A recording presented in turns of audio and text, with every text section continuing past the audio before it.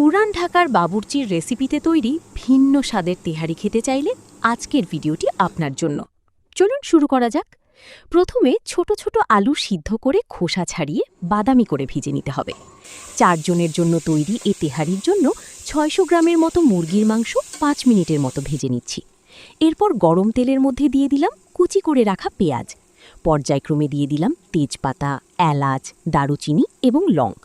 1 মিনিটের মতো লো হিটে এগুলো ভেজে পরবর্তীতে দিয়ে দিলাম লবণ, আদা রসুন বাটা ও পেঁয়াজ বাটা। 30 সেকেন্ড মশলা কষিয়ে অল্প পানি যোগ করে দিলাম এবং পরবর্তীতে প্যাকেটজাত তেহারির মশলা যোগ করে দিলাম। মশলা একটু কষিয়ে এর মধ্যে দিয়ে দিলাম ভেজে রাখা মাংস, টক দই এবং বাদাম বাটা। 5 মিনিট কষানো শেষে মাংস একটি প্লেটে উঠিয়ে রাখলাম। এরপর মাংসের ঝোলের সঙ্গে পানি মিশিয়ে গরম করে নিয়ে যোগ করে দিলাম গুঁড়া দুধ। শেষ ধাপে ধুয়ে রাখা চালগুলো ঢেলে দিলাম। সাথে দিয়ে দিলাম কয়েকটি কাঁচা মরিচ, আলু বোখারা ও লবণ। এরপর আমি সামান্য কেওড়া জল ব্যবহার করেছি। এখন দিয়ে দিলাম 1 চামচ খাঁটি ঘি।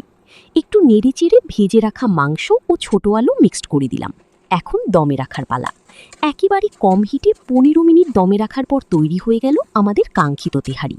তেহারির ঘ্রাণে পুরো বাসা মু মু করতে লাগলো। আহ, মানুষ বাঁচে খাবারের জন্য। ধন্যবাদ।